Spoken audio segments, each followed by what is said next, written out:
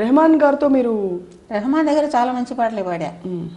నెంజినిలే నెంజినిలే ఊంజలే నాణంగల్ ఎన్ కണ്ணிలే, ఈ పాట హిందీలో లతా పాడింది. జియా చలే జా చలే. ఇది తెలుగు తమిళ్లో యమ హిట్ అంటే అంత హిట్ అనమాట రెహమాన్ది. చాలామంది నా ఫ్యాన్స్ కంపేరింగ్ కోసం హిందీ క్యాసెట్లు కొనుక్కున్నారు. అబ్బా, నేను పాడింది ఎట్టా ఉంది, అదెట్ట పాడింది. మీకేమనిపించింది? నాకు అందరూ ఫోన్లు చేసి అమ్మ మీరు పాడిందే మాకు చాలా నచ్చింది. ఓ ఆవిడ బాగా పాడుతుంది ఆవిడకే, కానీ వాళ్ళందరూ చెప్పడం మాకు నచ్చలేదు, మాకు మీరు పాడిందే నచ్చింది. తర్వాత ఇంకోటి మార్గళి తింగుళల్లవా అని ఒక పాట చాలా హిట్ సాంగ్ రెహమాన్దే. దానికి తమిళనాడు గవర్నమెంట్కి అవార్డు కూడా వచ్చింది. తర్వాత తెలుగులో కూడా వచ్చింది మొదల్వన్, ఒకే ఒకడు.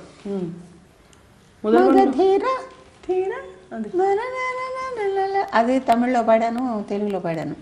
ఎర్రాన్ని కుర్రదాన్ని గోపాల అదొకటి, అది కూడా రెహమానే. అది హిందీలో తెలుగులో తమిళ్లో కూడా నేనే పాడా. ఒట్టగత్త కట్టికో అదొకటి, కొంటగాన్ని కట్టుకొని వస్తుంది తెలుగులో. అది రంగీలా అందులో కూడా. ఎప్పుడో అప్పుడు కలంటు రాని కన్నులు ఎందుకు అని ఒక పాట, ఇంకొకటి యాయిరే యాయిరే అనేది. ఆ రెండు పాటలు తెలుగులో నేను పాడాను, రెహమాన్దే. పాట తప్ప మీకు వేరే ప్రపంచం తెలుసా అసలు? నేను ఏం చేస్తాను, పాడితే పాడితే లేకపోతే ఇంట్లో కూర్చుంటా అంతే. వంట అది ఎప్పుడేం చేశారా? వంట రాదు. నాకు అదృష్టం ఏంటంటే మా అత్తగారి ఇంట్లోనేమో మా అత్తగారే చూసుకుండేవాడు నన్ను. చాలా బిడ్డ కంటే ఎక్కువగా ఆవిడ చూసుకున్నారు. ఎప్పుడు బయటే రికార్డింగ్లే, పొద్దున పోతే ఎప్పుడు అసలు ఇంటికే వచ్చేదాన్ని కదా. తర్వాత నాకు అదృష్టం ఏంటంటే నా కోడలు బాగా చూసుకుంటుంది. ఇప్పుడు కోడలు, అప్పుడు అత్తగారు. నాకు అసలు రెస్పాన్సిబిలిటీ లేదు ఇంట్లో. జానకి గారి కట్టు బొట్టు కూడా ప్రత్యేకంగా ఉండేది ఎప్పుడు కూడా.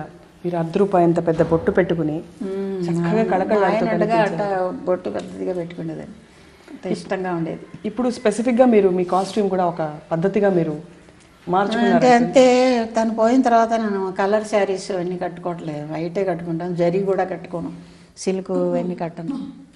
ఎందుకో అట్ట అయిపోయింది.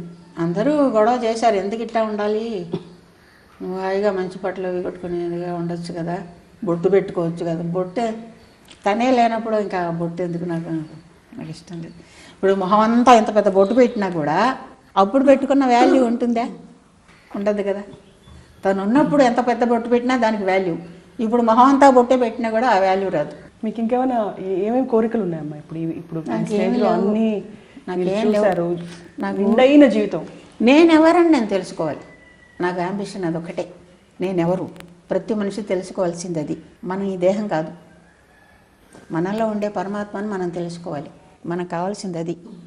ఏదో కారణంతో దేహం పెట్టుకుని మనం వస్తాం, కానీ ఈ దేహం మనం కాదు, మనలో ఉండేదే పరమాత్మ, అది మనం తెలుసుకోవాలి.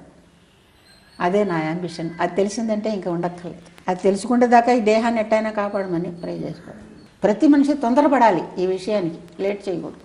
మిగిలినవన్నీ ఏమున్నాయి, మళ్ళీ రొటీన్ తింటాం, పడుకుంటాం, పోతాం, మళ్ళీ వస్తాం, పోయినా మళ్ళీ వస్తాం. ఎక్కడికి పోతాం? మళ్ళీ పుడుతుంది ఆత్మ. ఇది పుట్టకుండా దీన్ని పరమాత్మలో ఐక్యమేట్ చేసుకోవాలంటే పరమాత్మ ఎవరని మనం తెలుసుకోవాలి, మనలో ఉండే పరమాత్మని మనం తెలుసుకోవాలి, అంతే. అది కావాలి నాకు.